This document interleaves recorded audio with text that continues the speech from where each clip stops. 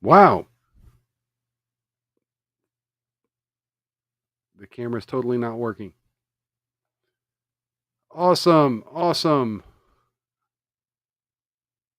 Nope. Still not working. There we go. Welcome, ladies and gentlemen, feds and degenerates, cuckolds of all ages. Welcome to Mild's Culture Plate. I am your host, Mild Kevin Miles, and it is Wednesday, July 9th, 2025. And yeah, man, I completely botched everything about setting up and starting a stream. Like every little thing, I just completely botched. So yeah, if you clicked on any of the links to the stream from any of my social media, that sent you to a completely different link that was set to be simulcast on Twitch instead of YouTube. So yeah, I totally had to kill that link, start fresh, and then yeah, of course, I didn't have all my audio and video settings correctly in Rumble Studio. And apparently, normally you'd see that we would also be streaming on X, and for some reason X does not like my Rumble Studio simulcast today, so we are not on X. We are only on YouTube locals and Rumble today. So there we go. There we go. Um, just a couple show notes. I have been back on my gaming channel this week. We did a pretty long gaming stream on Monday. It was pretty good. Pretty good. Finally took revenge on some of the enemies that have been royally kicking my ass. Some other enemies still kicked my ass though, but we're gonna work on that. We're gonna work on that.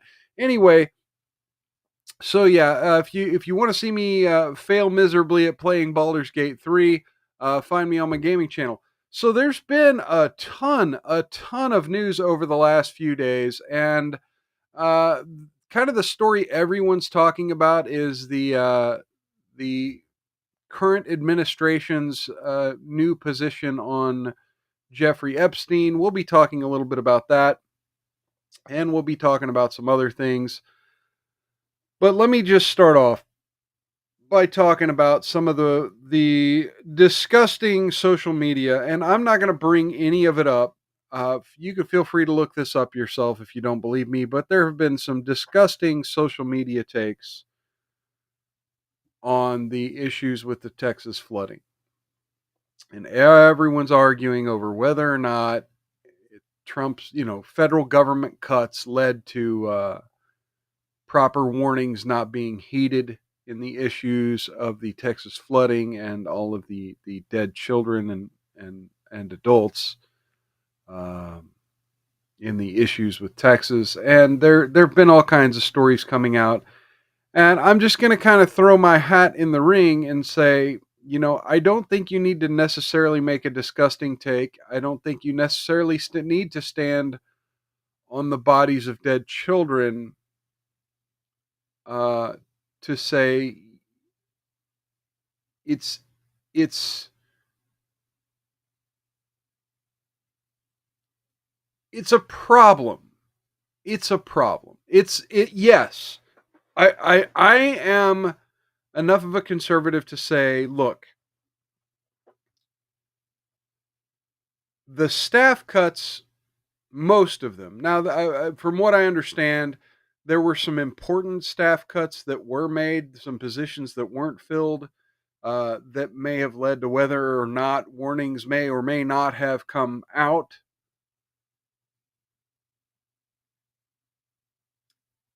And there are services that we do rely on our government to provide for us. Having said that,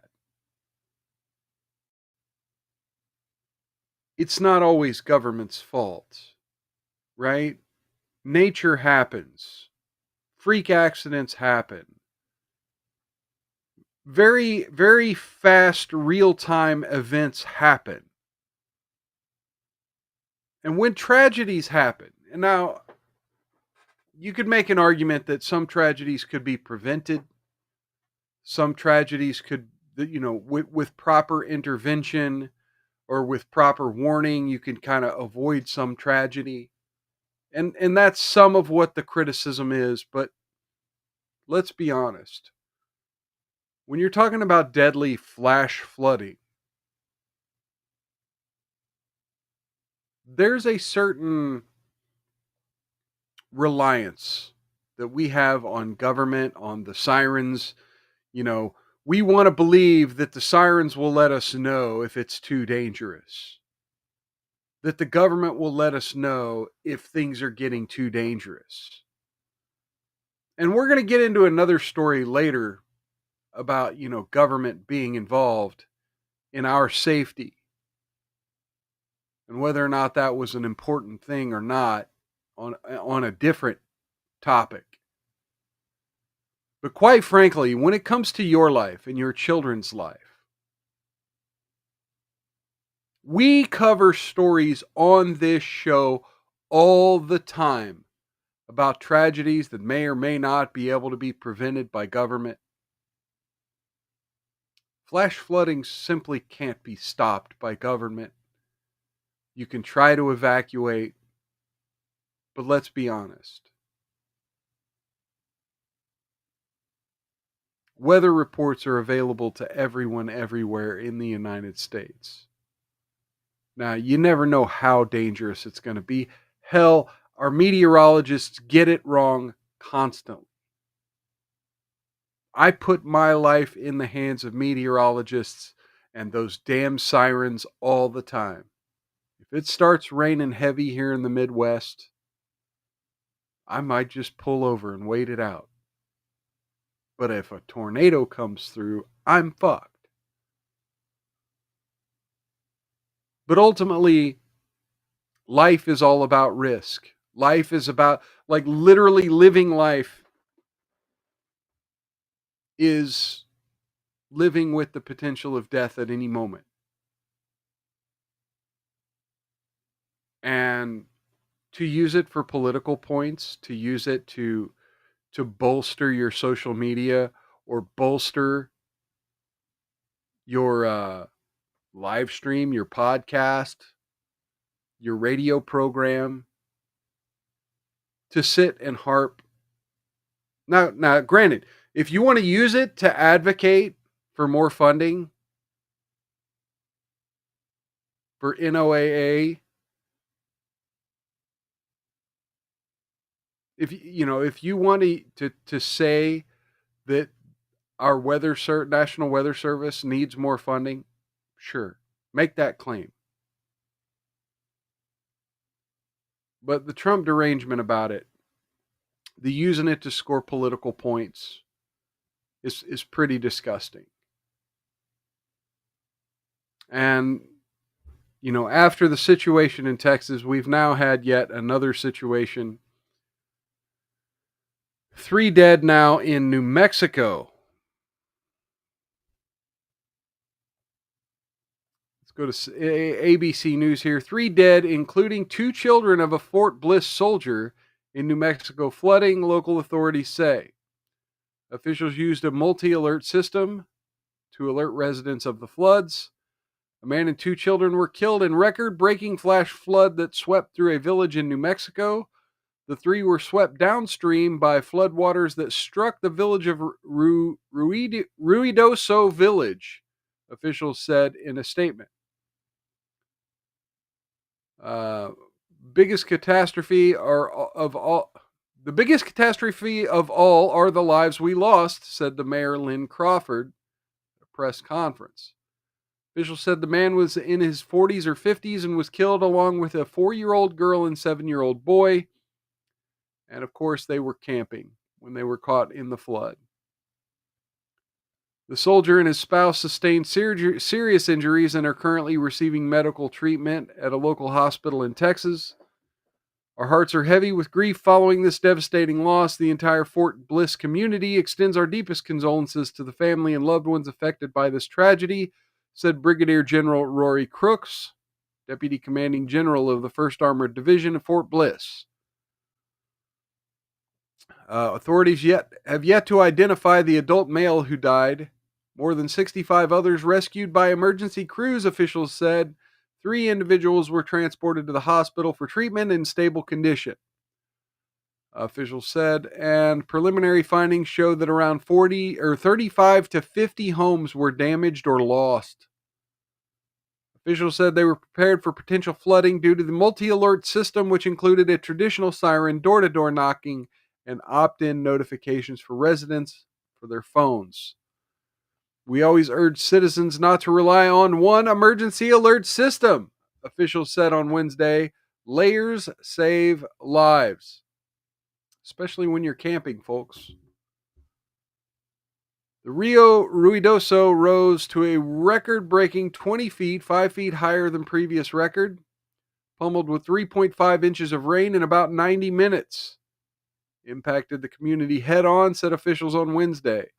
During the rescues, officials said they found people in trees, in the water, or trapped in their homes. Flash flooding occurred Tuesday afternoon when heavy monsoonal rains fell on burn-scarred areas from last year's South Fork and Salt fires, creating dangerous conditions that led to rapid water rise. National Weather Service in Albuquerque said the early data placed the river's crest at 20.24 feet on Tuesday afternoon, which would break the record of 15.86 feet set July of last year. The highest measured rainfall was 3.29 inches on the southwest side of the South Fork burn scar. Generally speaking, between 1.5 to 3.5 inches of rain fell on the burn scar, and 1.5 fell in the village. Prior to floods, the National Weather Service issued a flash flood watch on Tuesday at 8 a.m., which was followed by a warning at 2:20 p.m. Less than a half hour later, a flash flood emergency was issued at 2:47. As you can tell, it came on pretty suddenly, Crawford said on Wednesday.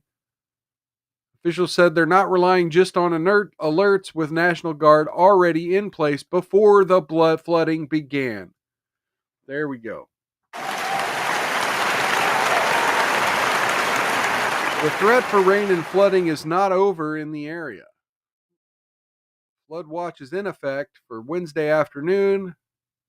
Chance of 1 inch per hour rainfall rates with isolated downpours in the region. Another round of rain is possible in the evening as well.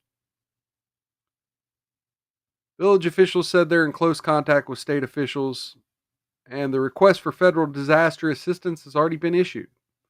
There have been multiple flash flooding events in the same region since the South Fork fire in June of 2024 burned more than 17,000 acres. Ruidoso received serious flash flooding as recently as June 26th. A full damage assessment is underway, but will take several days to complete, officials said. Anyone with information on those missing in the flood should call their missing persons hotline at 575-637-0328. Okay, thank you, ABC News, on that. Okay, in other sort of local news, important to watch, Philadelphia has finally reached a deal on the union strike of its city workers. This is from NBC 10 Philadelphia. I'm just going to do the what to know section. This is the live update feed. AFSCME District Council 33 was on strike, impacting many of the city's services, including 911 dispatch, trash removal, water, and more. The strike went into effect at midnight Tuesday morning after the union and city failed to reach an agreement on a new contract. But here we are 8 days later, and the union and city, 8 days later, the city and union leaders reached a deal. However, union leader Greg Boulware says he's not happy about the agreement, while Mayor Parker is calling it a win. Philadelphia Mayor Sherelle Parker had explained that trash pickup at the curb was not happening in the city during the strike. City officials had shared a map of locations for collection centers where residents could bring their trash. It's been piled up throughout the city since the beginning of the strike. While the strike is over, the city revealed normal trash pickup will resume Monday the 14th. Residents can leave their trash at one of the 6 sanitation convenience centers in Philly. And the district council represents around 9,000 workers employed in city functions such as sanitation, water, police dispatch, street maintenance, and airport. And then they got, updates on 10 Philadelphia about library, parks and recreation, health centers, more about the trash. So if you're in the Philadelphia area and this is important to you, feel free to check on that. We're going to bounce from Pennsylvania over to Wisconsin, as we've got a former Wisconsin clerk who failed to count ballots has broke laws, the state's election commission says. As from KARE 11 NBC. Maribeth Wetzel-Bell broke 5 election laws. A confluence of errors, including unlawful actions by the former clerk in Wisconsin's capital city, led to nearly 200 absentee ballots not being counted in the November election. An investigation by the State Election Commission released Wednesday concluded. Maribeth Wetzel-Bell resigned as Madison city clerk in April amid investigations by the city and Wisconsin Elections Commission into missing ballots. No outcome of any race was affected by missing ballots. Wink, wink. I think we covered this when it first broke, but I don't remember exactly here. City's investigation released in April determined that Wetzel-Bell didn't break any laws, but did violate multiple policies and her contractual duty to supervise elections and maintain professional standards. But the Election Commission's report concluded that there is probable cause that Wetzel-Bell broke 5 election laws. The Election Commission's investigation was not a criminal probe. Whether the former clerk is actually going to be charged with any crimes will be up to the Dane County DA. The Election Commission report concluded that Wetzel-Bell broke state law for failing to properly supervise an election by not providing the most current registration information for poll books in 2 wards, improperly handling the return of absentee ballots. Number 4, not properly canvassing the returns as it pertained to 193 uncounted ballots. And 5, failing to provide sufficient information for the Municipal Board of Canvassers to do its work. The failure to count 193 ballots in Madison was a result of a confluence of errors, the report concluded. It determined that Madison did not have procedures in place to track the number of absentee ballots going to a polling place, and there was a complete lack of leadership in the clerk's office. Instead of working to solve the problem, Wetzel-Bell went on vacation for weeks after the election. These ballots were treated as unimportant and a reconciliation nuisance rather than as the essential part of democracy they represent, the report said. And it said that an unauthorized person was found sleeping in the building owned by Dane County and used to store ballots. According to one of the workers at the facility, that person could have accessed the room where the security carts were stored. On multiple occasions, workers found unlocked doors at the building, a former brewery near the airport. The report makes 7 recommendation orders for the city to comply with to improve operations. The Wisconsin Election Commission is scheduled to vote on whether to accept those findings and recommendations at its July 17th meeting. Madison City Attorney and Acting Clerk Michael Haas said in a statement that he hoped the report can provide lessons that we and other Wisconsin clerks can learn to prevent similar errors in the future. The city's already implemented additional safeguards and procedures that were in place for elections earlier this year to ensure that all eligible absentee ballots are accounted for, Haas said, and declined to comment further until after the commission's vote. The investigation was led by Democrat Ann Jacobs, of course, and the former chair Republican Don Mills. They're both attorneys. This marks the first time in the 8-year history of the commission it's used its investigative authority. The investigation determined that 2 bags of unaccounted absentee ballots never made it to the wards where they should have been counted. County canvassers discovered 68 uncounted absentee ballots in a tabulator bin on November 12th, a week after the election, and another 125 uncounted ballots in a courier bag first week of December. Fun times. Wetzel-Bell told investigators she wasn't aware of any uncounted votes until the week of December 10th, even though she apparently sent an email to her staff on November 27th to keep the ballots sealed and record the voters as having participated. 4 voters whose ballots weren't counted have filed claims for $175,000 each. First step toward a class action lawsuit. So there you have it, folks. Your right to vote could be, thrown out the window. So, as always, the mainstream media, they're jumping and grasping at straws with, things to point out in the big beautiful bill to hate. So, we're going to keep seeing stories like this next story. And, like what we were talking about earlier with the flood preparations in Texas, on how everything about the big beautiful bill and how everything the Trump administration's doing is bad, super bad. And look, it is what it is. But we got this story that I thought was kind of interesting. I figured it was worth a mention on the show here. But you got CNN here. Jeremy Herb of CNN. Why an obscure provision in Trump's big agenda bill has gamblers crying foul. And I'm just going to jump to the important part here. The new legislation changed the way gamblers can deduct their losses on taxes. Currently, gambling winnings can be offset 100% by gambling losses. So gamblers who lose money in a year won't have to face a tax burden. But the deduction will be lowered to 90% of losses in the new bill, which professional gamblers and tax professionals say could lead to taxes on income that gamblers did not earn. So if they won 100,000 and lost 100,000, they still owe money on 10,000 because only 90,000 can now be deducted, said Representative Dina Titus, a Democrat representing Vegas, who introduced a bill this week to try to reverse this change. It's just not really not good policy to have you paying taxes on phantom money you didn't earn. I mean, wasn't it the Democrats who've been trying to push capital gains? What was it called?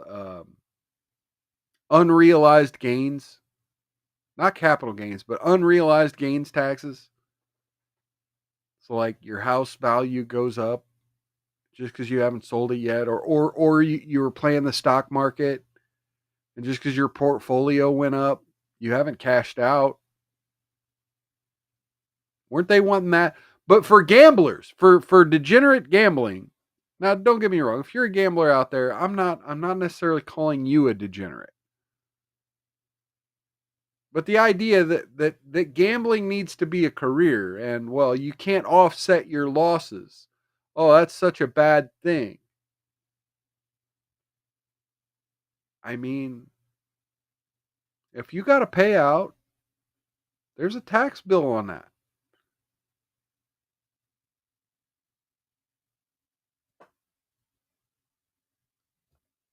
Got 30 something media in the chat over on Rumble. Cheers and welcome. Good seeing you. Good seeing you.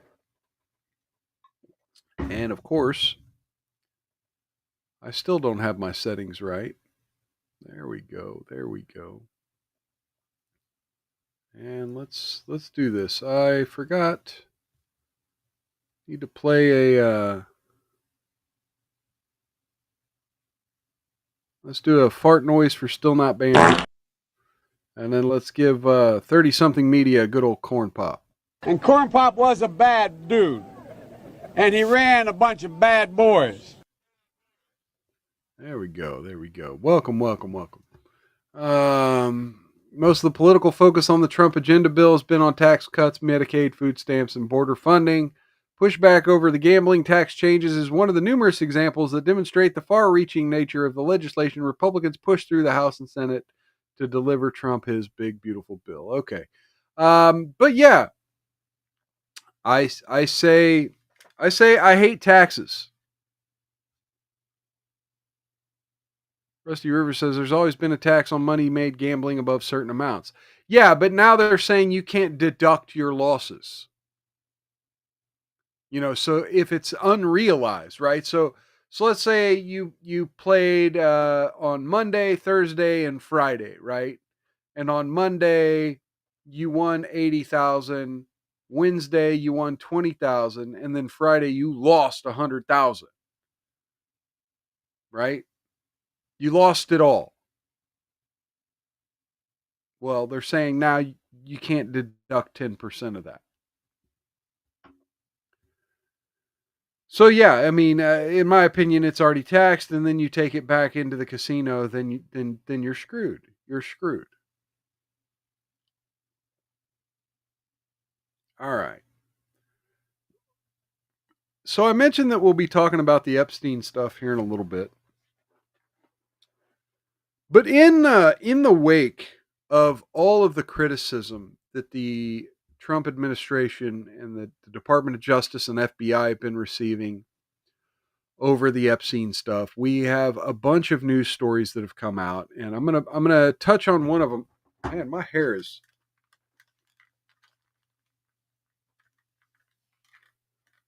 was going woke around my headphones there. Sorry about that.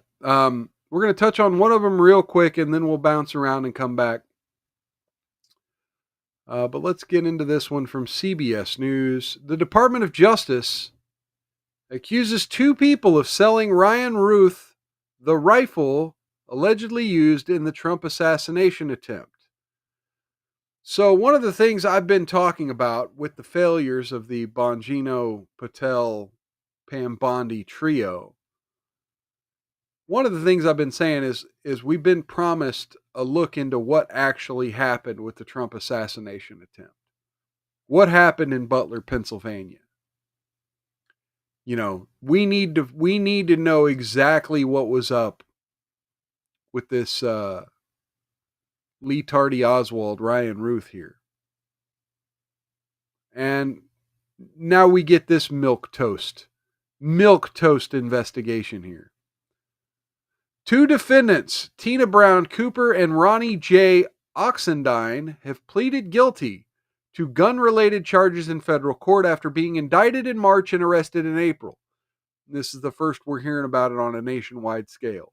Cooper pleaded guilty to firearm trafficking on Monday, and Oxendine pleaded guilty last month to possessing an unregistered firearm after police found a short-barreled shotgun in his storage building. Court papers filed in both cases as part of the plea agreements. The Justice Department said that the two sold Roth a Chinese-made SKS rifle in August, with Cooper allegedly acting as a middleman in a sale between Ruth and Oxendine. Law enforcement said Cooper worked for Oxendine at the time of the sale at a roofing company in Greensboro, North Carolina. Prosecutors alleged that Cooper, Ruth, and Oxendine met at the roofing company's headquarters, where Ruth paid Oxendine $350 cash for the SKS and $100 to Cooper for helping arrange the sale. About 6 weeks later, Ruth was allegedly found with an SKS rifle outside Mr. Trump's golf club in West Palm Beach. Okay, so this was the second assassination attempt. This was the golf incident. In a Tuesday filing in Ruth's criminal case, prosecutor said the gun he brought to Trump International Golf Club was the same one allegedly sold to him by Oxendine and Cooper. Neither of the defendants told law enforcement that they had any knowledge of Ruth's alleged plans. Ruth has been charged with attempted assassination of a presidential candidate and unlawful gun possession, with prosecutors saying he was not allowed to own a firearm due to a prior weapons conviction. Cooper told the FBI that Ruth asked for help buying a gun for his son to use as protection and said he couldn't buy a gun in his name due to criminal conviction. In a September interview with FBI agents, Oxendine allegedly said he met Ruth in the 1990s when both of them owned roofing companies, adding that they were not friends. Cooper said she was a former employee of Ruth at his roofing company in late 90s and early 2000s. Filings from prosecutors say Cooper told inconsistent stories and acknowledged to the FBI that she deleted files from her phone to avoid any involvement with the assassination attempt. Oxendine also allegedly told the FBI after the assassination attempt, Cooper told him to deny any knowledge and avoid cooperating with authorities. Come back with a warrant, you fuckers. I'm sorry. Like, yeah, maybe don't be selling illegal guns to whack jobs, but at the same time, like, fuck you, come back with a warrant. You don't need to know about my guns and what I do with them. One court filing. In an interview, Cooper admitted she lied to FBI agents out of fear of criminal consequences for her involvement in the attempted assassination of President Donald J. Trump. Additionally, Cooper admitted she was, quote, guilty of assisting Ruth, whom she knew was a prohibited person, in acquiring a firearm. The filing says Ruth is not named in the initial criminal indictments against Oxendine and Cooper. CBS News has reached out to attorneys for Ruth, Oxendine, and Cooper for comment. The allegations were first reported by the conservative site Headline USA. Charges against Cooper and Oxendine offer new details on Ruth, who was charged with trying to assassinate Trump just 2 months after the candidate was shot at during the Pennsylvania rally. Okay. Federal prosecutors, meanwhile, asked the judge overseeing Ruth's trial to admit the details about Cooper and Oxendine's involvement as further evidence of his guilt. They allege Ruth had also asked Cooper about finding him a .50 caliber sniper rifle to buy. Ruth, prosecutors allege, told Cooper he would remove the serial number from the SKS so that it could not be traced back. Told Cooper to go shopping for a sniper rifle. Fun times. Fun times. Speaking of, whack jobs. Now we have ICE agents being targeted in ambush attacks. This is from Fox News, Daniel Wallace and Matt Finn. ICE agents and other law enforcement officials conducting immigration enforcement have been targeted in at least 2 ambushes in Texas in recent days. Justice Department on Monday named 10 individuals charged with shooting a police officer in the neck, and opening fire on other correctional officers outside the Prairieland Detention Center in Alvarado, Texas on July 4th. The group, donning all black, allegedly first began shooting fireworks, which is being used by the DHS to hold people related to immigration violations awaiting deportation. The defendants, Cameron Arnold, also known as Autumn Hill. Oh, God. I'm assuming that's this individual right here, right? That's this person, obviously. Yeah, no. No, wait a minute. We have two. We have 2 of them. Probably this one as well. Yeah, that's definitely one. So we have 2 here with the also known names. Okay, so we have Savannah Batten, Nathan Bauman, Zachary Evans, Joy Gibson, Bradford Morris, also known as Megan. So yeah, that one of these is Megan, and Cameron. One of these is Cameron. One of these is Bradford. Right? One of these 2. Maricela Rueda. Totally not this one, right? Seth Sykes, Elizabeth Soto, and Inez Soto. The complaint charges each of them with 3 counts of attempted murder of a federal officer and 3 counts of discharging a firearm during and in relation to furtherance of a violent crime. Still Not Been Here says, yeah, I saw this. Wild, he survived. So there's video? Hang on.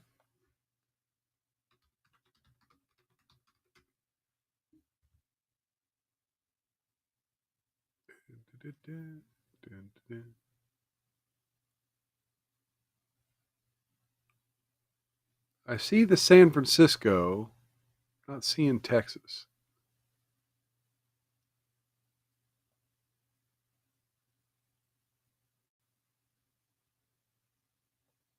I'm not seeing video of the Texas thing. Wait. No. There's someone fucking around and finding out. Yeah, I see a bunch of stuff in San Francisco, which I thought about covering on the show today, but it's just your average bullshit.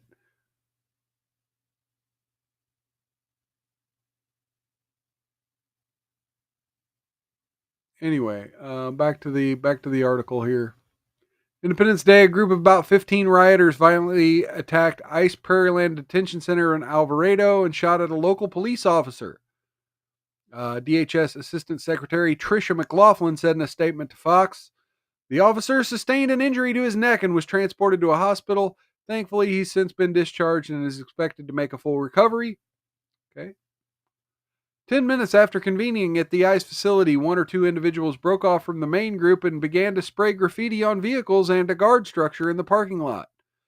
Photos included in the criminal complaint filed in the Northern District of Texas show these vehicles here tagged with messages like "Ice Pig" and "Fuck you pigs."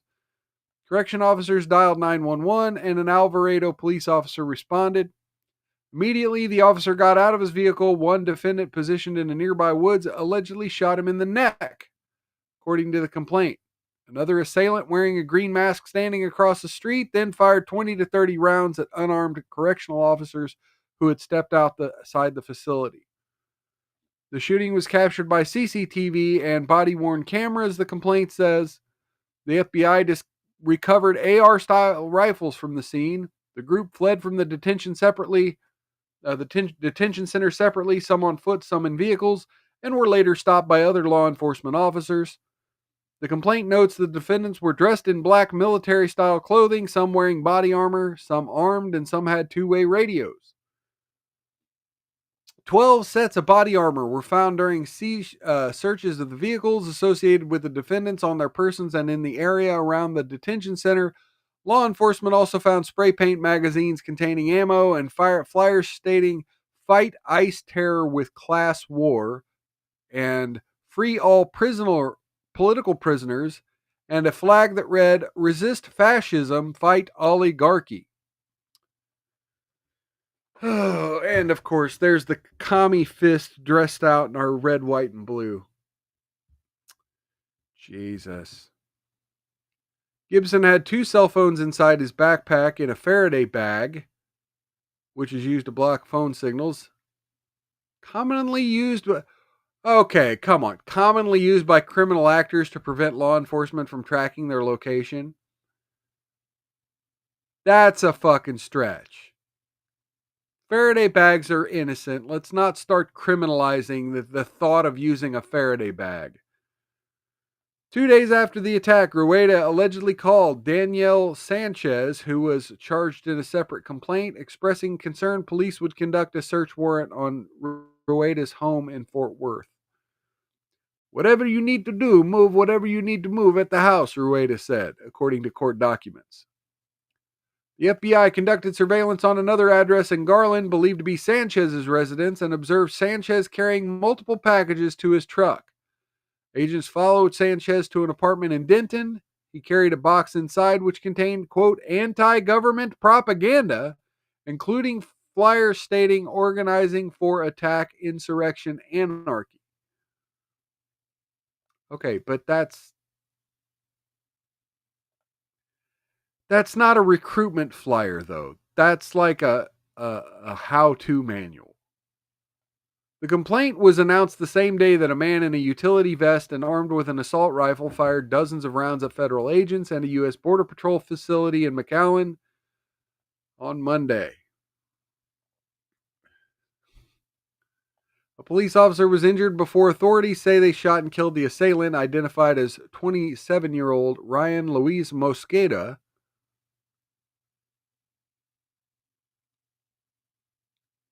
So yeah, a second attack here. Police say Mosqueda was linked to a Michigan address but was reported missing from Westlaco, Texas around 4 a.m. Monday. Westlaco, Texas is about 20 miles from the Border Patrol facility. Hours before the attack on McAllen, Mosqueda's father was stopped by Westlaco police around 2:30 a.m. for a traffic violation. According to police spokesperson Heriberto Caraveo, the father told police that he was looking for his son, who he said had psychological issues and was carrying weapons in his car, Caraveo told the AP. The white two-door sedan that Mosqueda drove to the facility had letters painted possibly in Latin on the driver's side door. What it means or whether or not is the underlying reason for him being here, I do not know, Rodriguez said when asked about the graffiti.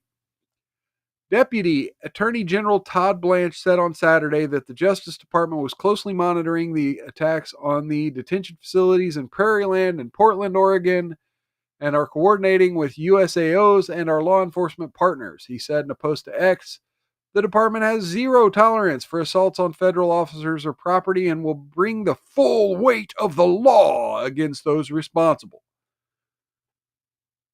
And then, yeah, we covered the Portland, Oregon stuff on an earlier show here.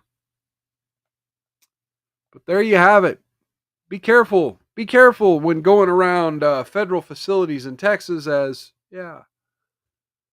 and Oregon apparently, as things have gotten crazy, folks. Things have gotten crazy. The commies are attacking.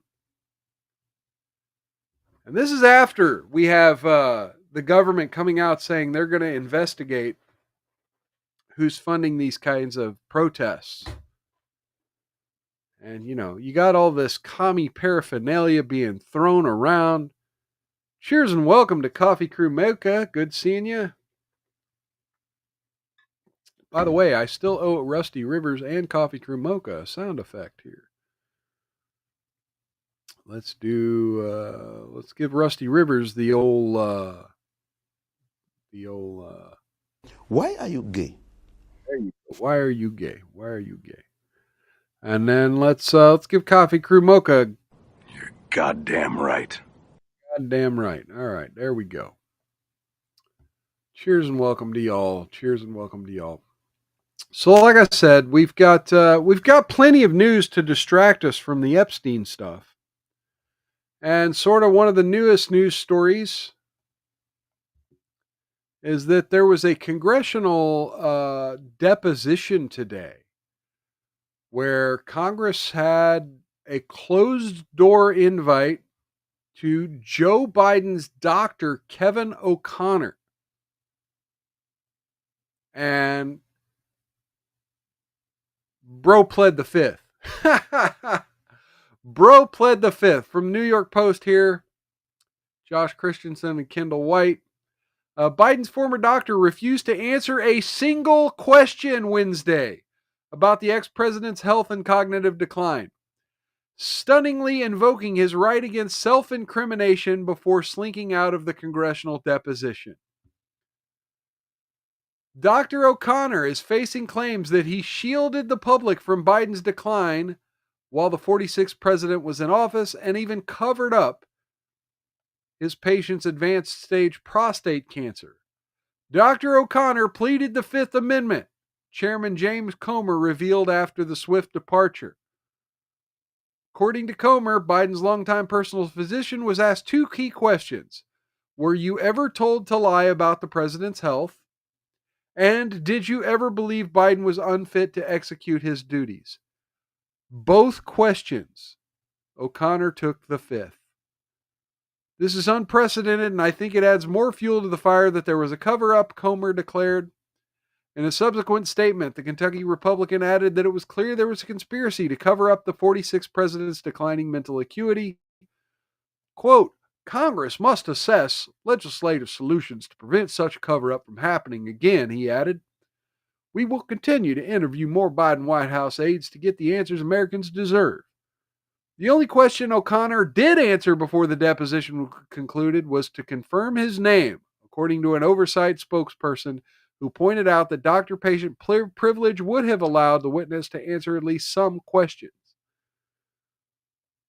Dr. Jeffrey Kuhlman, who served as physician to the president during Barack Obama's first term, agreed with that interpretation. In my opinion, the first question doesn't involve HIPAA, Kuhlman told the Post. As for the second question, I don't think that's covered by HIPAA because it doesn't sound like that's specific health information they're seeking. When asked whether he would answer questions under oath that don't directly relate to a patient's health, Kuhlman said, in my role as a physician caring for a patient, I probably would. Okay, enough about Kuhlman.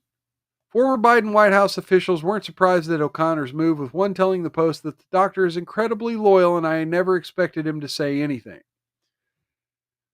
Now here's the good part. Yeah, Rusty Rivers says he didn't see nothing. Yeah, here's the good part right here. Check this out. Representative Jasmine Crockett, who we'll hear from a little bit later as well, who was president for the deposition, claimed, quote, as someone who has served as a criminal defense attorney, there was nothing scandalous about O'Connor's Irish exit. What? What?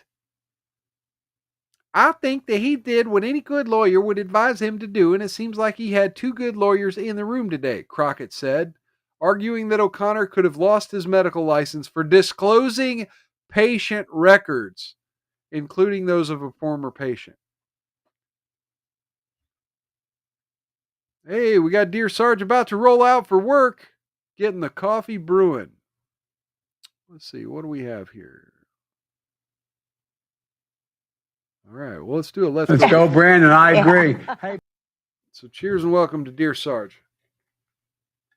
I hope your shift goes well, sir, and that you have a stress-free evening at work. All right. There's nothing about Joe Biden and his stutter or him being older that caused any issues as it relates to potentially harming the American people, Crockett said. Oh, okay. She also said he completely understood what was going on and may get fumbled up by words, talking about Biden, but that's not anything new and anything that came with age. And then she said, the reality is the country wasn't off the rails when Biden was sitting in the White House. You come again, bitch? She said that 83%, okay, yeah. Enough of the opinion added there, New York Post. The next scheduled oversight committee interview will take place Friday with Ashley Williams, the former special assistant to the president and deputy director of Oval Office operations. Annie Tomasini, former assistant to the president and deputy chief of staff, will sit for an interview on July 18th. Comer told reporters that O'Connor invoking his constitutional right against self-incrimination lent more credibility to bombshell claims made in the tell-all Original Sin, published by Jake Tapper and Alex Thompson. The co-authors allege that a Politburo of close advisors, including Tomasini, served as the ultimate decision makers in the last White House. Other reported Politburo members who will sit for interviews with the oversight panel include Chief of Staff Ron Klain, Counselor to the President Steve Ricchetti, and former Senior Advisor Mike Donilon, and former Deputy Chiefs of Staff for Policy Bruce Reed. Anita Dunn, who left the Biden White House in August 2024 after serving as a Senior Advisor for Communications, will sit for an interview August 7th. So this is going to be a whole thing, folks. Your Sire says almost always stress-free. Rusty Rivers giving the salute back. And then, yeah, hello to you and Mrs. Sarge. Tandon testified for 5 hours. Okay, so yeah, let's see. Trump White House had declined Tuesday to invoke executive privilege over any of O'Connor's testimony, as it had for Neera Tandon and Anthony Bernal, First Lady Jill Biden's top aide.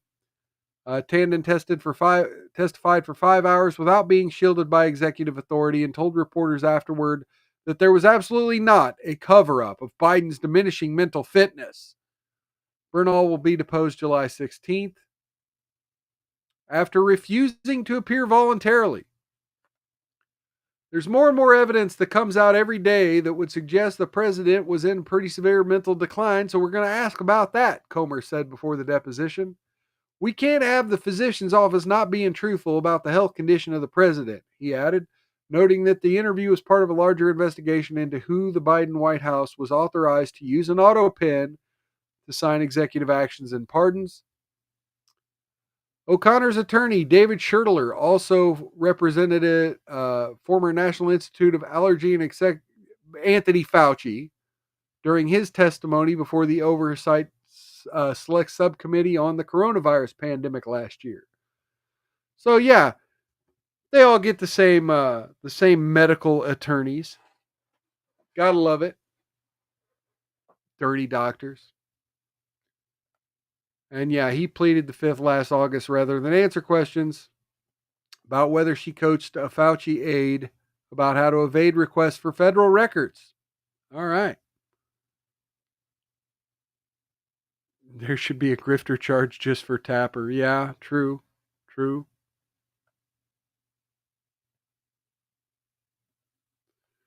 All right, let's move on. Okay. And then, of course, we had this take from CNN. Chris Silesia. In the final year of his presidency, Biden's top aides and his wife Jill hid him from the media in public in ways that we're now only beginning to fully grasp. And then apparently he took a look at how pervasive the effort was. Got an excerpt from a book.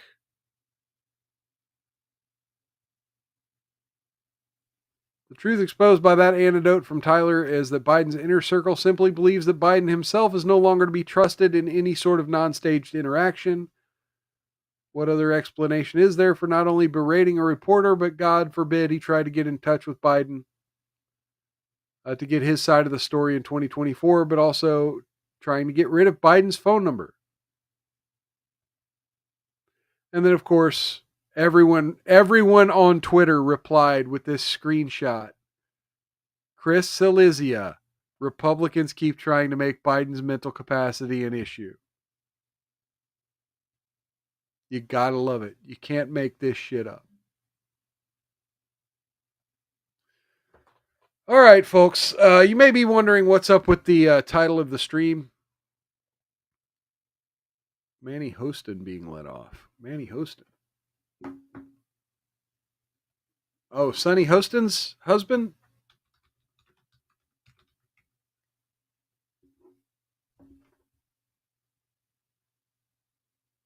Insurer apologizes and withdraws case against Manny Hostin.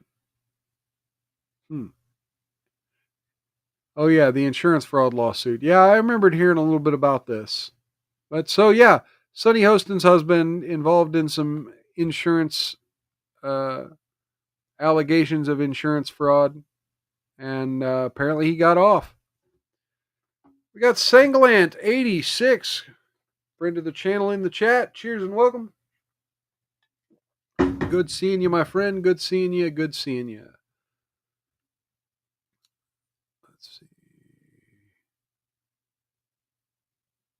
Emotional, damn it. There we go.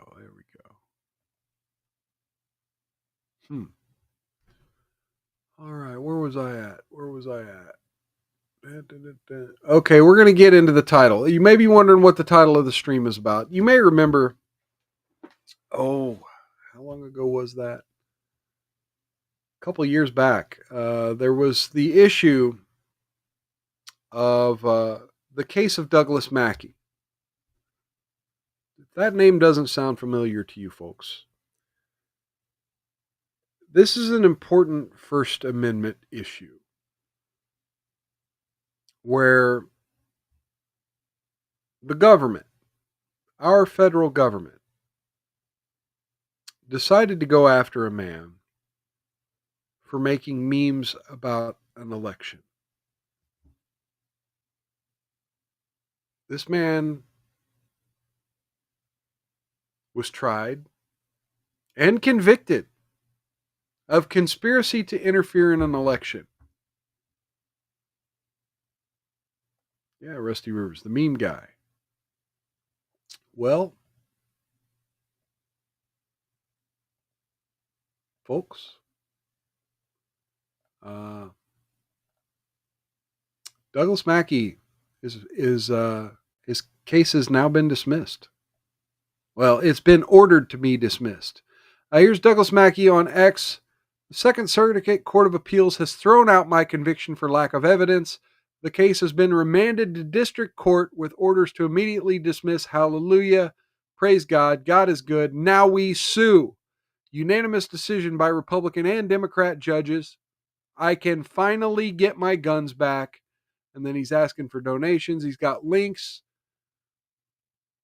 And here's the Second Circuit Court of Appeals decision dated July 9th.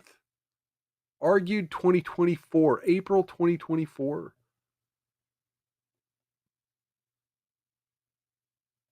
Pellet. Douglas Mackey appeals from a statement, judgment of conviction entered October 2023 after a jury trial in the U.S. District Court for Eastern District of New York.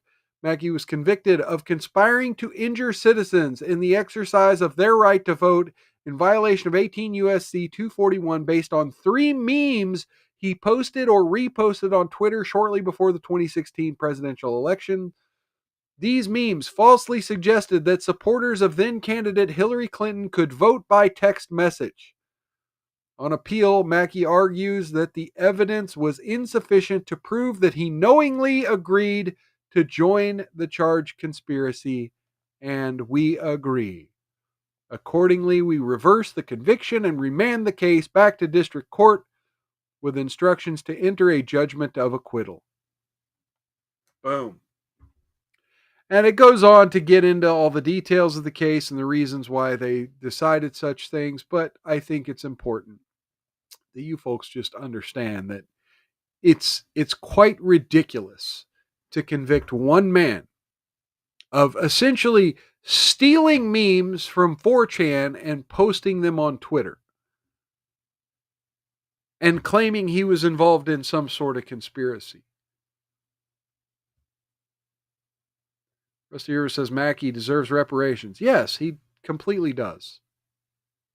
So, as does anyone who has their First Amendment rights or any constitutional rights violated. Folks, we have a freedom of speech. The Mackey case is terrifying because, look, I've been reading all these news articles and I've been jumping past some of these weasel words, right? They could snippet part of this show out and be like, well, he didn't use the word allegedly. I could be sued. I could be snatched up. I could be, who knows? It's dangerous to take the First Amendment and shit on it in such a way. Say, oh, it's election interference to post a meme. Meanwhile, the media gets to say practically whatever the hell they want. As long as they use enough weasel words, right?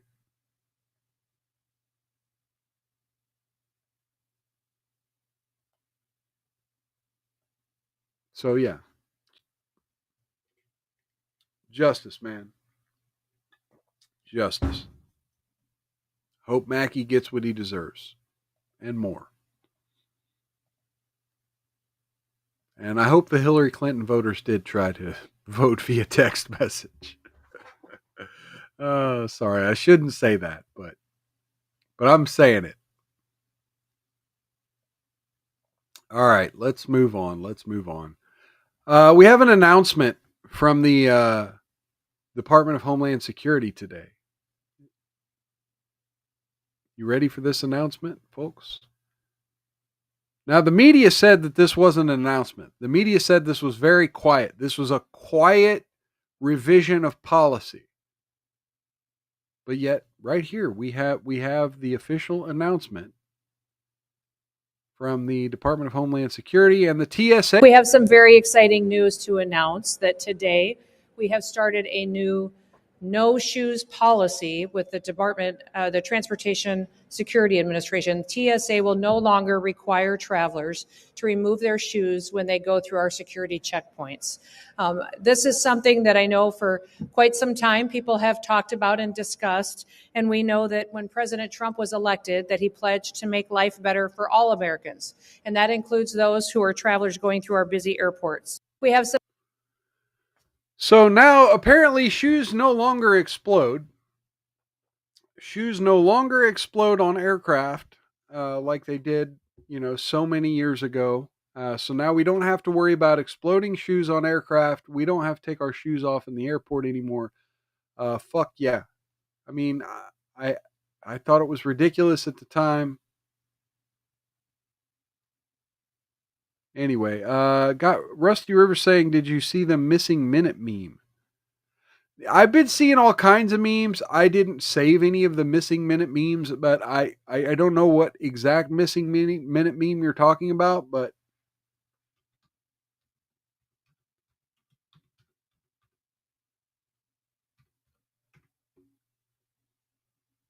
Let's see if we can find out what he's talking about here. Oh, you talking about this?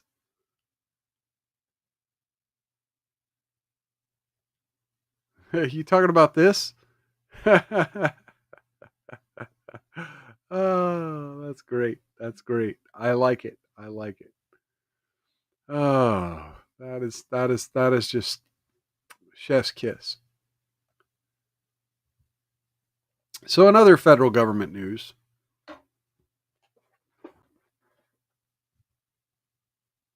30-something media says scary. Yeah, that is one of the scariest thoughts. Like, if you're in prison, you can't get out, and then you see that outside your cell, kiss your ass goodbye. You just kiss your ass goodbye. So, yeah, imagine you're a foreign diplomat. You're like, let's say, I don't know, a French diplomat. All of a sudden, you get a phone call. Or, okay, so no, Rwanda. Let's do this Rwanda here. You get a phone call, and it's the United States Secretary of State. But it's not. It's AI. Imposter uses AI to impersonate Rubio and contact foreign and U.S. officials. 30-something media says, in my cartoons, I draw Hillary in a hockey mask lurking in the shadows. Oh, man, I bet that's good. Secretary of State Department, or the State Department's warning diplomats of attempts to impersonate Marco Rubio and other officials using technologies driven by AI, according to two senior officials in a cable sent last week to embassies and consulates. The warning came after the department discovered that an imposter posing as Rubio had attempted to reach out to at least 3 foreign ministers, a U.S. senator, and a governor, according to the July 3rd cable, which was reported by the Washington Post. Recipients of the scam messages, which were sent by text, signal, and voicemail, were not identified in the cable, a copy of which was shared with the AP. Quote, the State Department is aware of this incident and is currently monitoring and addressing the matter, Department spokeswoman Tammy Bruce told reporters. The department takes seriously its responsibility to safeguard its information and continuously take steps to improve the department's cybersecurity posture to prevent further incidents. She declined to comment further due to, quote, security reasons in the ongoing investigation. It's the latest instance of a high-level Trump administration figure targeted by an impersonator, with the same similar incident revealed in May involving President Trump's chief of staff, Susie Wiles. The misuse of AI to deceive people is likely to grow as the technology improves and becomes more widely available. The FBI warned this past spring about malicious actors impersonating government officials in a text and voice messaging campaign.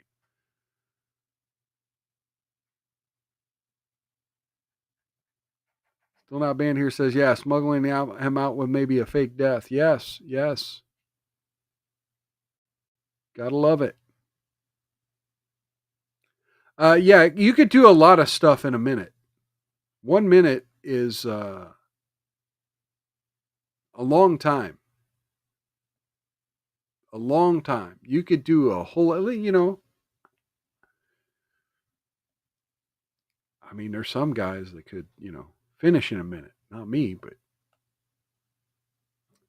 The hoaxes involving Rubio had been unsuccessful and not very sophisticated, one of the officials said.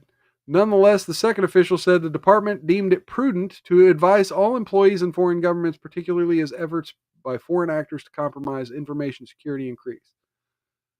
Officials were not authorized to discuss the matter publicly and spoke on condition of anonymity. There's no direct cyber threat to the department from this campaign, but information shared with a third party could be exposed if targeted individuals are compromised.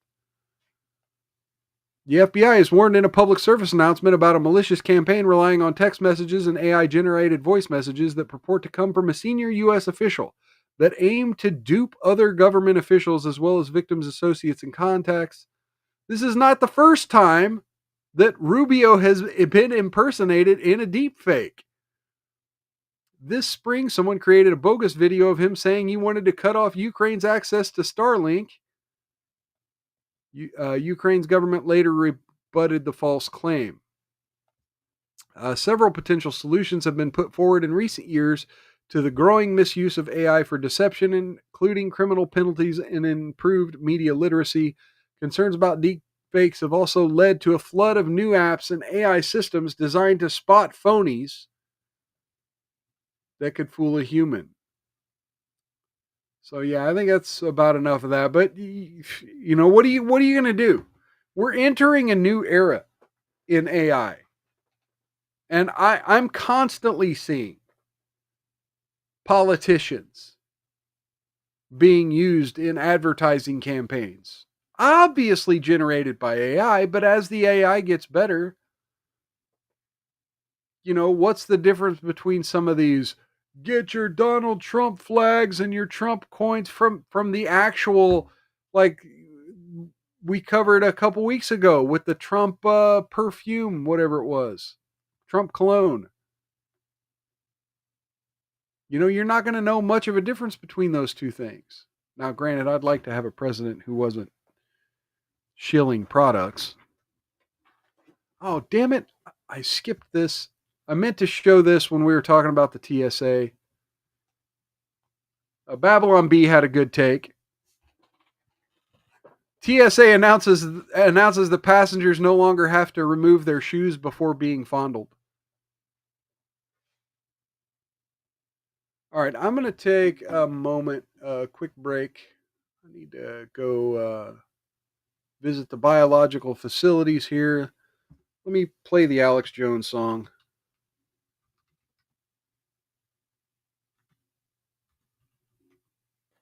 Play the Alex Jones folk song like everyone does when they go take a piss. So I'm going to do that. Control. And that's why we're just out here doing simple things, pointing out that we're meant to be in nature and be natural. And this is where we find the source that God made to transcend the New World Order. And that's why they want to try to keep us out of it. I'm angry. I've had enough of these people. They're a bunch of Christian murderers, scum. They're on giant death factories, keeping babies alive, selling their body parts. What more do you need to know about these people? I go out and face these scum. They literally crawl out from under rocks. They have green-looking skin, and they run around screaming, "We love Satan, we want to eat babies." I have them on video.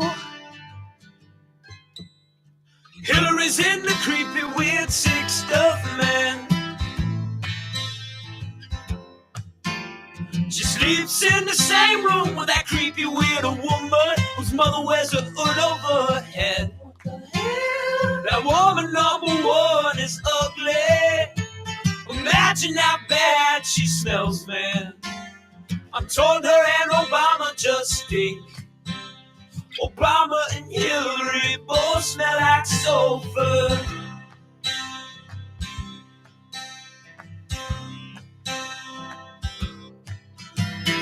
Literal vampire pot and the goblins are hobbling round coming after us. All right.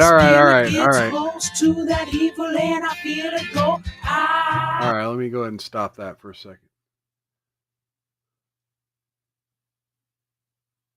All right. Good. There was nothing super embarrassing on my my YouTube playlist on the right side. My YouTube recommended videos. Nothing super embarrassing there.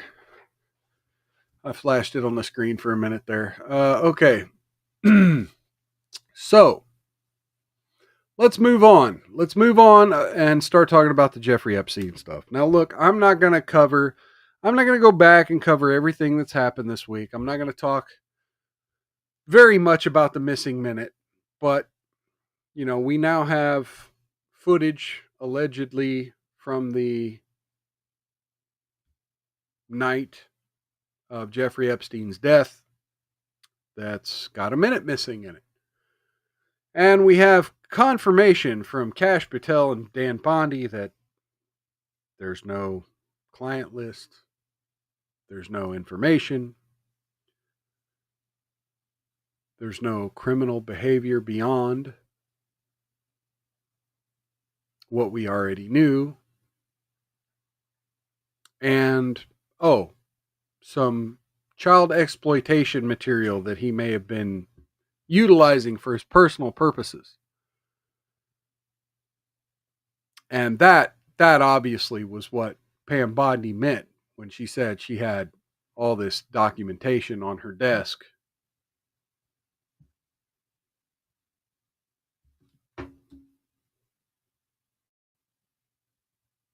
One moment.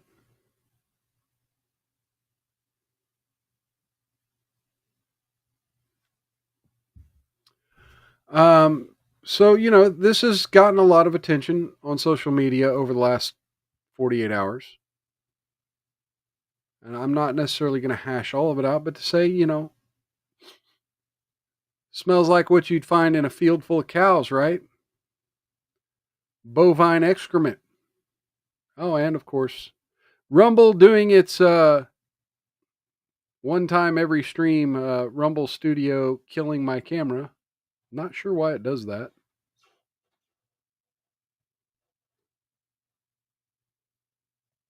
Hello.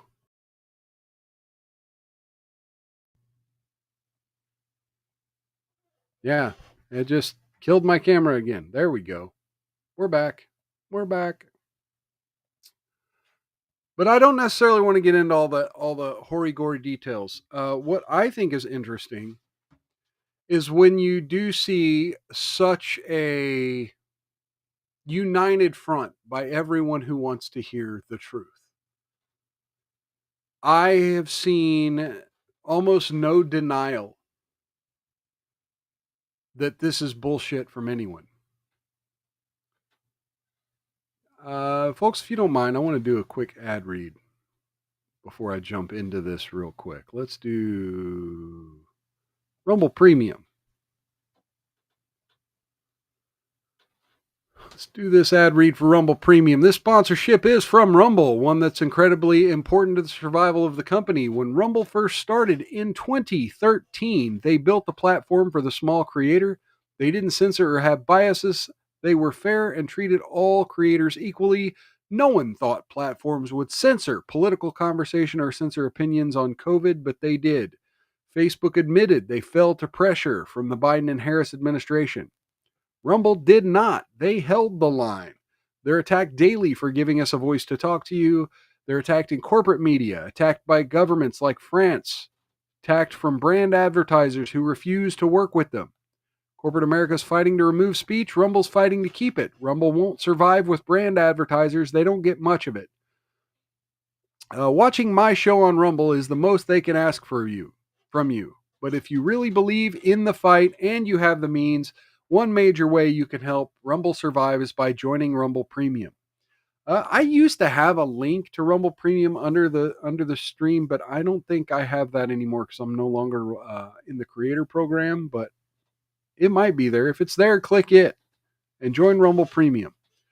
One major way you can help Rumble survive is by joining Rumble Premium. Join the community that believes in the First Amendment and believes in our human right to free speech. Rumble is offering $10 off with the promo code STUDIO. Well, I guess that if there is a link there, that they want you to use this instead. Rumble's offering $10 off with the promo code STUDIO when you purchase an annual subscription, rumble.com/premium, and use the promo code STUDIO. Like I said, if you have the means and believe in the cause, now is a good time to join the Rumble Premium. If you don't have the means, we're just happy, and I'm just happy if you just watch on Rumble. All right, there we go. Sorry for the ad read, folks. Helping rack up the pesos, so to speak. Anyway, so what I was saying is I find it interesting when I see kind of a unified voice between people in the freedom and truth movement. And I always find it interesting when I hear one of those voices say something else.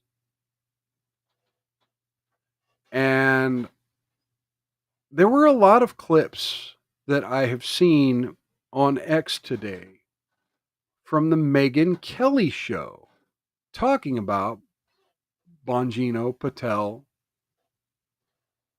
and Pam Bondi. So let's hear one of Megyn Kelly's ideas, and then we'll get into some other clips here.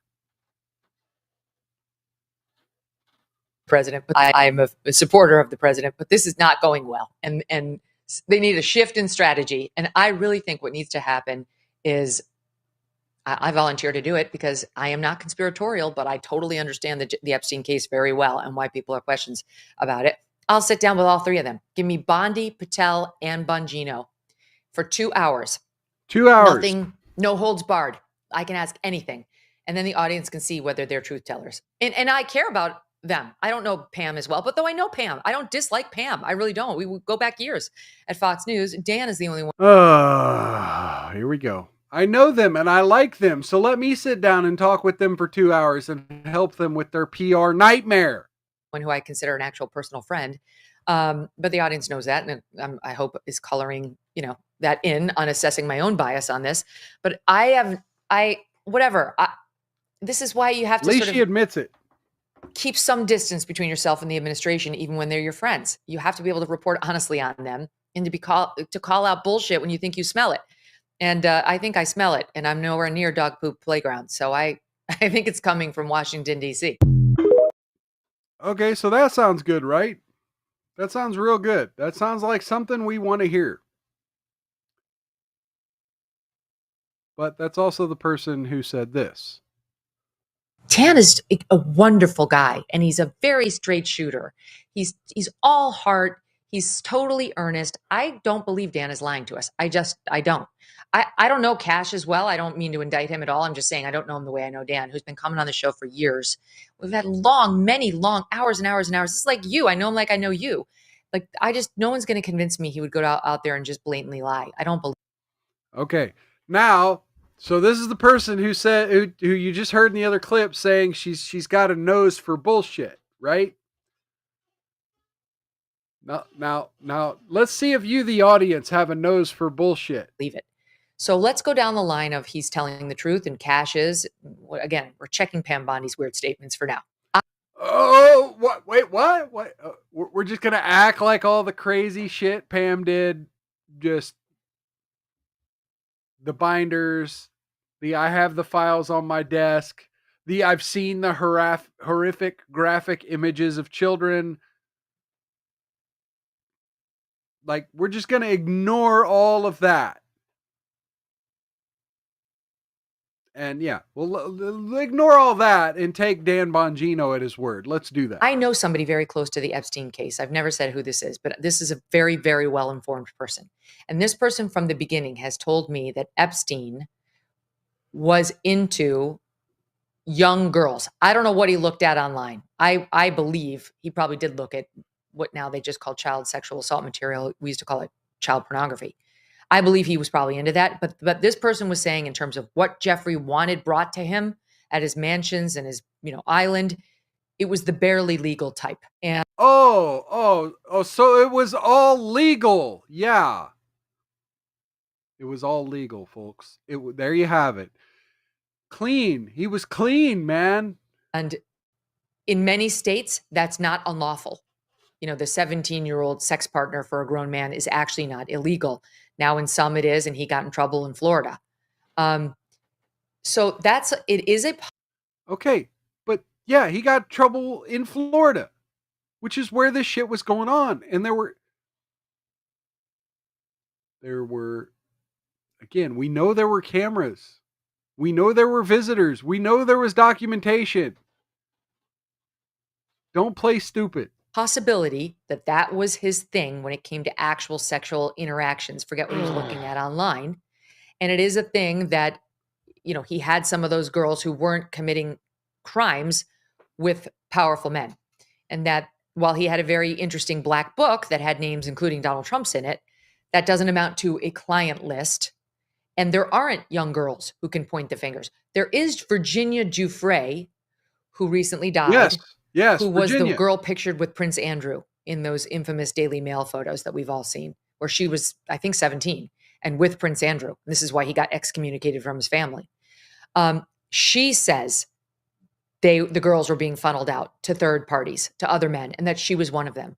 But I'm sorry, Virginia Giuffre is a proven, was, God rest her, I'm sorry, liar, a proven liar. And not, I see, now this is where you're losing me. I think that's a stretch. I don't think she's a proven liar. She couldn't prove some of the claims she made. She couldn't prove them beyond reasonable doubt. And the situation with Dershowitz, where she's about to mention here, the situation with Dershowitz. She said she was mistaken. Now, she could be confusing him with another high-powered attorney who looks similar or something. That doesn't mean she was wrong or she was lying. She was blatantly lying just to attack Alan Dershowitz. not only do I firmly believe she lied about Alan Dershowitz, and she admitted she might have been confused about him, a lot of stuff she said turned out to be just totally false. It's complicated because these victims, what? you know, these predators choose them for a reason. They'll choose a girl like that because they know maybe she's going to have credibility problems and so on. So I'm trying not to be disrespectful to her, but there's no question that Virginia Giuffre did tell a lot of lies. Okay, well, what about what she said about Bill Clinton? What about things that we know happened? Yeah, still not banned here. So Megan is an Epstein supporter. Okay, got it. Yes. That's kind of what it's smelling like. And we just heard her repeatedly say she's friends with Bongino.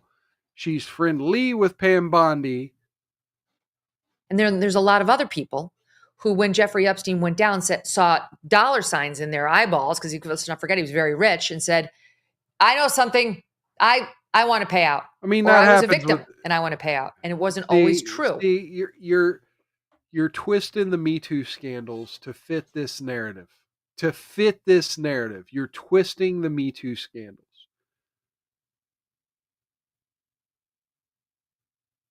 We know what we know there was a network of young girls. We know it wasn't just Virginia Giuffre. We know there was court cases, multiple FBI investigations where young girls have come forward and said, "No, I was there to entertain celebrity clientele of Jeffrey Epstein." Did the FBI follow up on their testimony? Did the FBI follow up on those interviews? Who did they name and why and how? And can we document these people's whereabouts? Were they on the flight logs? It's quite that simple. It's that simple. Instead, we get a nothing to see here. Nothing to see here, folks. It was all on the up and up, except for the Virginia Giuffre and the few victims that were testifying to overturn the plea deal. All of these are complicating factors in like the lure around him. And it is possible this guy did not want to spend the rest of his life in prison. Okay. Yeah, it's quite possible. It's also quite possible that, we have certain members of our mainstream media and certain people in the FBI that are now part of the CIA deep state propaganda behemoth that fed us stuff like the next news story. Sango says, I'm saying it could be much deeper and the tapes could have been fake. Would we really sit down and watch any of them? I mean, anything's possible. Anything's possible. What she said, all the stuff she just said, it all could have been possible.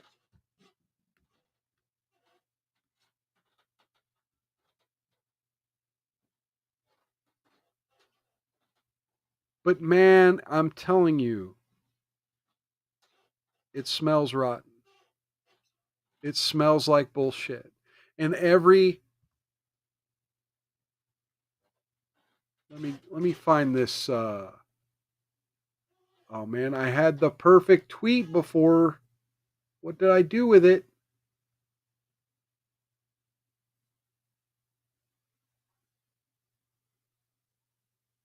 Oh man, I had the perfect tweet before, it was no, here, let me find it.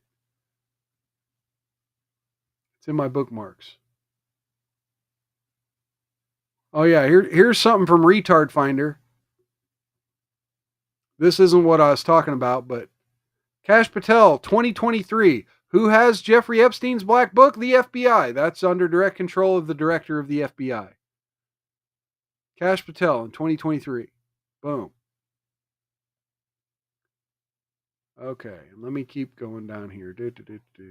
Perfect tweet. Perfect tweet right here, folks. Yesterday, Joe Rogan.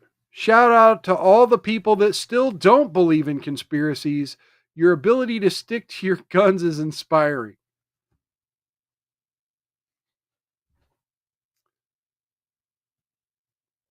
Exactly. Conspiracy theorists are almost undefeated in the last 5 years. Anything that could be proven or disproven has went the side of conspiracy theorists.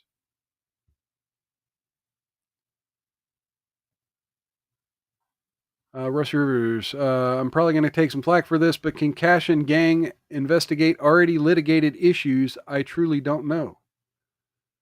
They can if there's new information, or if the investigation would lead to investigating a cover-up, right? And even if Cash and Dan couldn't, Pam Bondi could open up a DOJ probe into the FBI and its handling of the case. As we're about to find out, because the FBI has now announced new criminal investigations, and some are saying that this is just fluff, that this is the distraction we're being fed to throw us off the Epstein thing. The FBI is launching a criminal investigation of John Brennan and James Comey. CIA Director John Ratcliffe referred Brennan for criminal investigation of the FBI, sources told Fox News. Former CIA Director John Brennan and former FBI Director James Comey are under criminal investigation for potential wrongdoing related to the Trump-Russia probe. Oh, Russiagate. Russiagate making a comeback. Including making false statements to Congress, Justice Department sources told Fox. CIA Director Ratcliffe referred evidence of wrongdoing by Brennan to FBI Director Patel for potential prosecution, DOJ sources told Fox. The sources said the referral was received and told to Fox that a criminal investigation into Brennan was open and underway. DOJ sources declined to provide further details. It is unclear at this point if the investigation spans beyond his alleged false statements to Congress. As for Comey, DOJ sources told Fox that an investigation into the former director is underway but could not share details of what's being probed.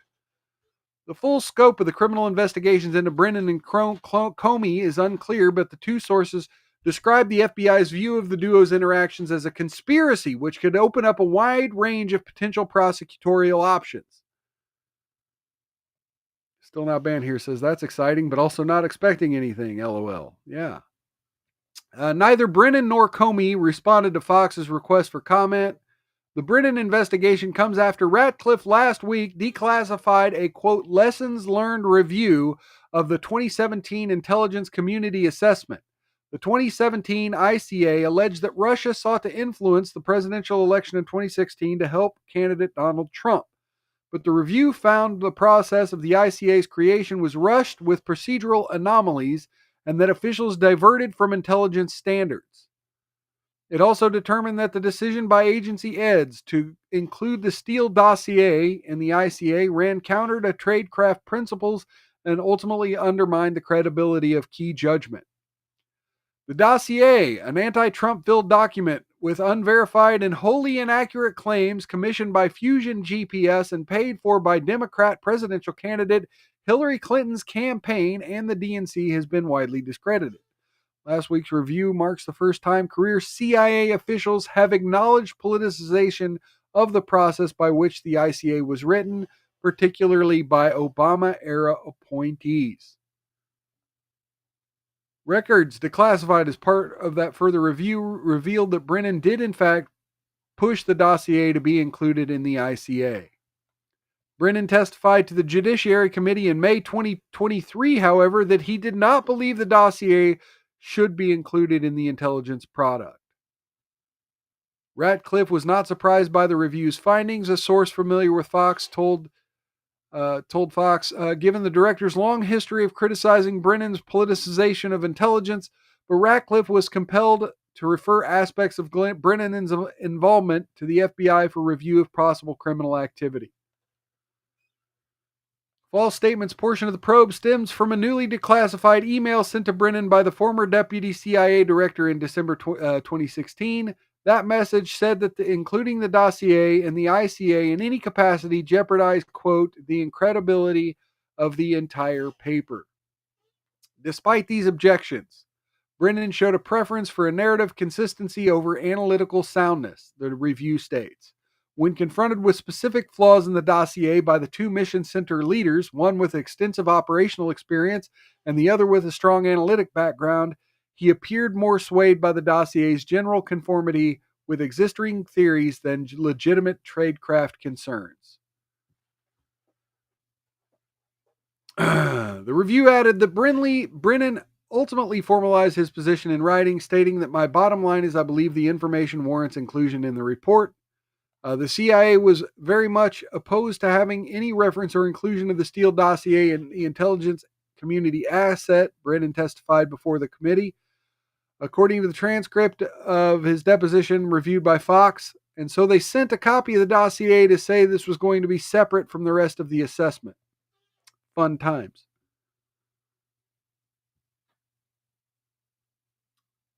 How long is this damn thing? This has got the entire freaking history of it. I think we've got a good background on what's going on and why. But yeah, a lot of people are saying this is just a distraction that the FBI and so here's the review that was put out a couple weeks back or last week, June 26th. The CIA assessment, John Ratcliffe tasked with an analysis to conduct a lessons learned review of the procedures involved in the investigation into the Russiagate. So this is official government documentation now. I'm not going to read the whole thing. But what do you folks think? Do you think this is a distraction from the Epstein stuff? Do you think this is the FBI trying to give MAGA and conservatives a win? Trying to draw conspiracy theorists' attention away to something that they possibly can't really... Like, you can't prove he knew. You could prove he said. You can't prove he had criminal intent behind it all. So now we're going to get into some viral videos to close out the show here.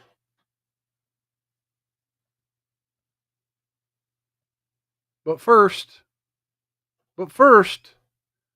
we have a staffing change over at X, which is probably why I can't stream on X tonight. I don't know. Rusty Rivers says, I need to scalp any scalp. Losing interest. All talk, no visible action. They need to feed us savages something. Well, I mean, doesn't Comey have a pardon? Well, they'll have to go about finish their investigation of the auto pen stuff first, and all the other stuff we've been talking about on the show today. But anyway, we have a staffing change over on X, as wonderful CEO Linda Yaccarino is now stepping down as CEO of X.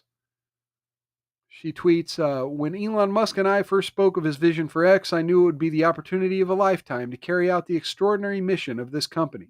I'm immensely grateful to him for entrusting me with the responsibility of protecting free speech, turning the company around, and transforming X into the everything app.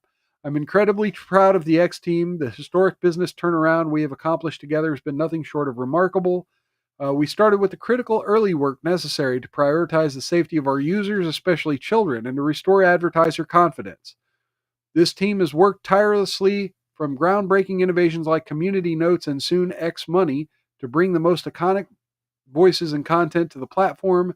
Now the best is yet to come as X enters a new chapter with XAI, which we'll talk about in a second here real quick.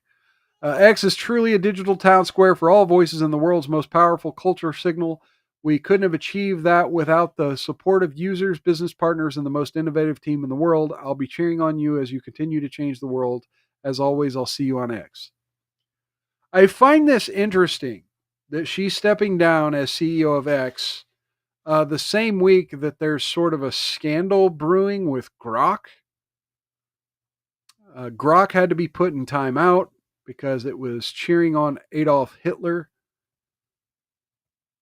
and saying pro-Palestinian propaganda.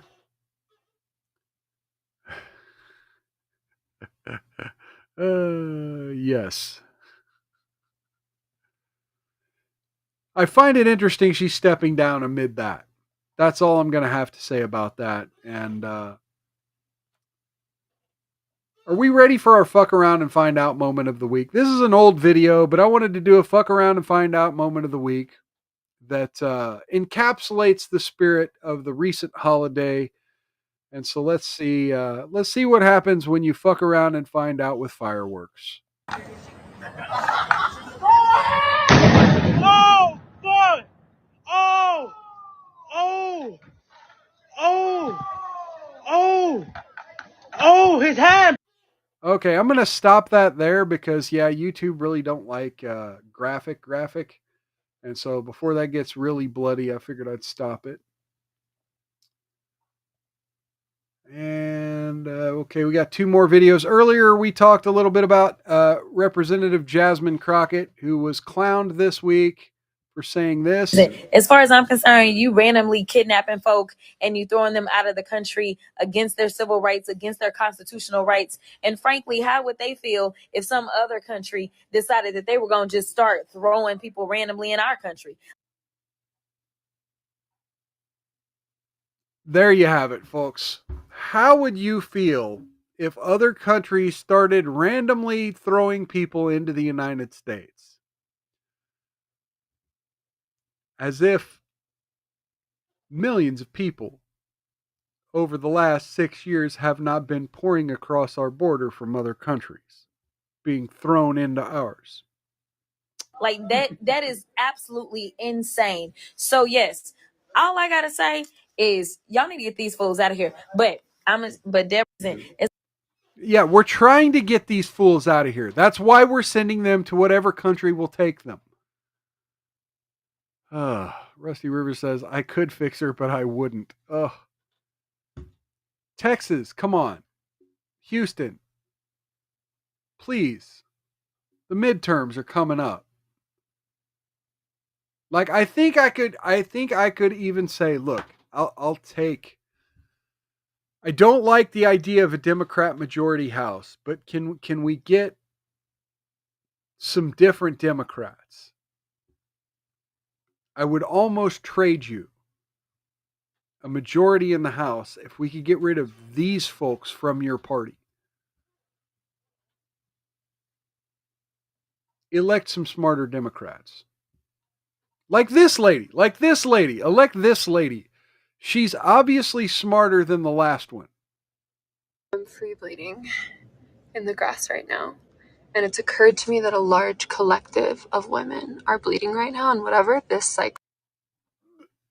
Oh, God. This video makes me nauseous, man. This video makes me nauseous. Whatever we're moving through our blood together feels like one of the most potent bleeds, and I sense more women are synced up now more than ever, so drop a rose if you're bleeding too. More women are synced up now more than ever. So drop a rose if you're bleeding too. And a reminder that your blood is not an inconvenience. It's actually one of the most magical gifts in the entire world. Whatever you experience. It's there to move bacteria out of the reproductive system. It's there to get rid of waste and shedded skin It's not a gift. It is an inconvenience. It's like poop. It's the same as poop. It's waste. It's body waste. It's your body getting rid of waste.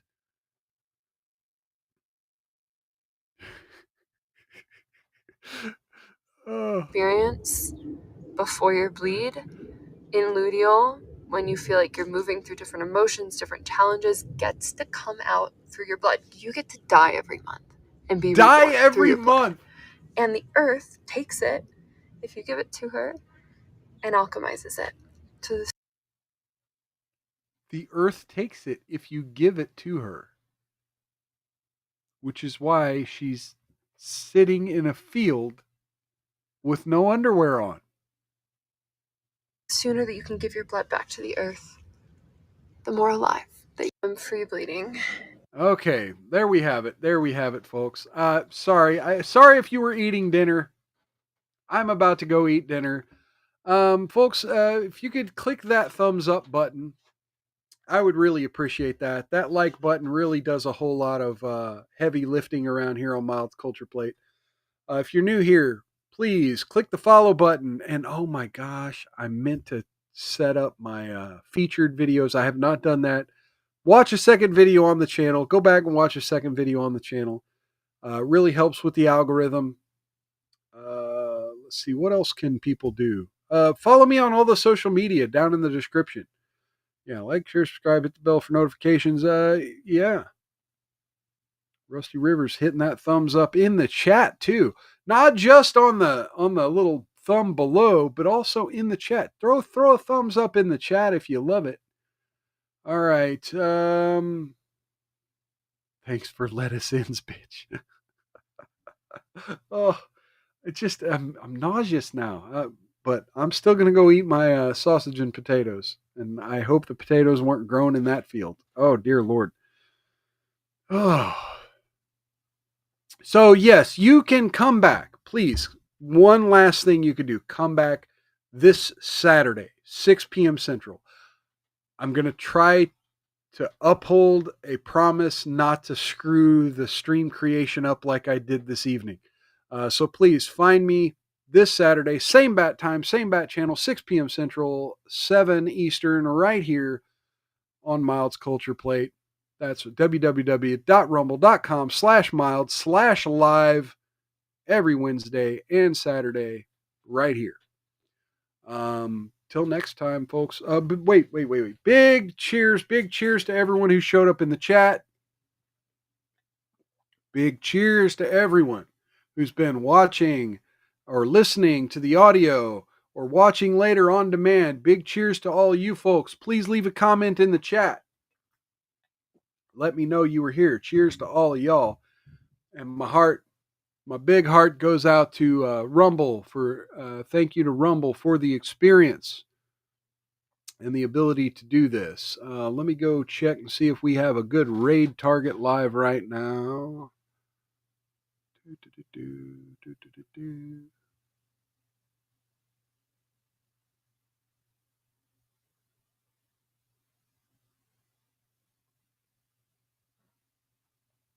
Still not being here says she's a few minutes behind. Tired.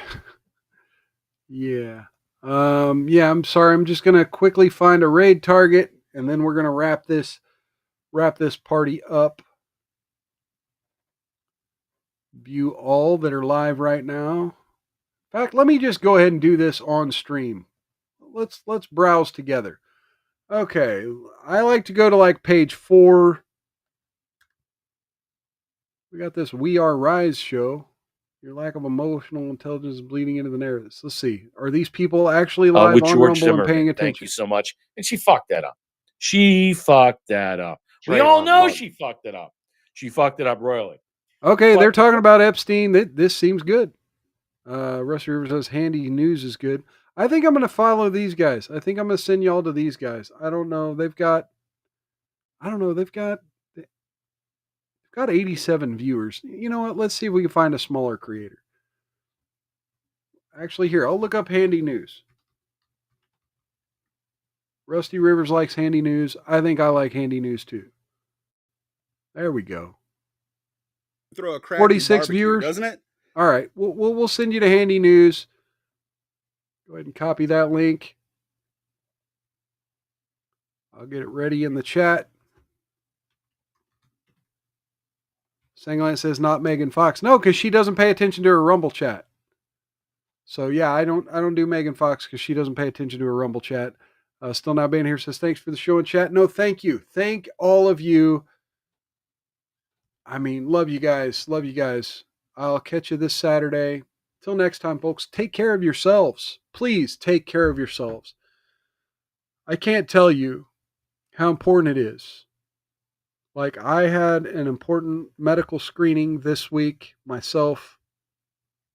I recently had a family member pass away from not getting medical treatments in a timely fashion.